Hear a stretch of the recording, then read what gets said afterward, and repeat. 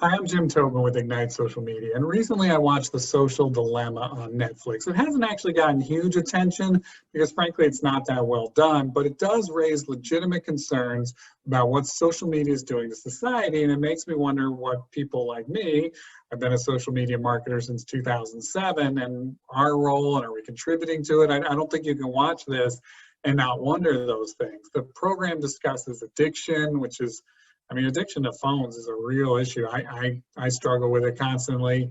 Feelings of isolation and depression, cyber safety, the rise of fringe groups, self-perpetuating bias loops, all those things as negatives from social media. And they're legitimate concerns.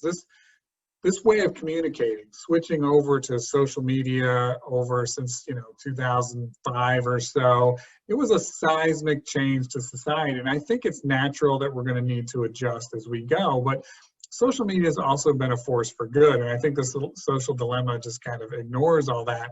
Arab Spring led to a fall of all sorts of dictators, and social media definitely facilitated that. It's also a place to share videos like George Floyd's that used to be hidden or swept under the rug or just not available to people.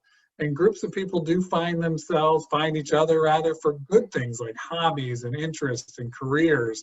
There's quick funding that comes after natural disasters or a local tragedy. People share on Facebook and people contribute to those things. Even Khan Academy, a fundamentally different way to spread education and knowledge and information, wouldn't exist without social media. So there's a lot of good things that balance out these real risks. So I work with brands, though. I don't build platforms. I don't have an ability to really think much about those things. So for brands and what brands can do, I think you need to consider the ethics of your campaign, the ethics of your marketing, particularly if you're targeting children. There was an issue with Kraft on our blog recently that wasn't ideally handled. Going dark during appropriate times, and that varies a little bit by a brand, but there's times brands should not be talking on social media. We're being respectful. That is important.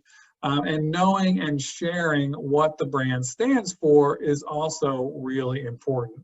In the meantime, the platforms themselves need to take these issues seriously and begin chipping away at them. Facebook actually issued a rebuttal to the social dilemma, which was a bit surprising, but in there they pointed out, the newsfeed change in 2018 that they made to prioritize meaningful interactions dropped usage of the platform by 50 million hours per day. They also say they're trying to reduce polarization and have started to reduce access to clickbait headlines and misinformation. They've partnered with 70 different fact-checking partners. They don't always get it right. There was a New York Post article recently that they pushed away before it was fact-checked, which I don't think was the right move, but we're making progress. I think they're making progress. Just as recently as 2016, Zuckerberg denied Facebook even influenced the election, and he argued that more info was just better, like almost all the time. So the moves they're making now to sort of realize what they've unintentionally caused is an improvement. There's more to go. I'm hopeful that we'll get there, and there's no finish line for something this big and this complicated. There's no finish line, but it's nice to see the beginnings of the platforms having a commitment to that. And I think that's an important next step. So the social dilemma plays a positive role in amplifying these issues. And now it's up to the platforms to make improvements and the rest of us to hold them accountable over time.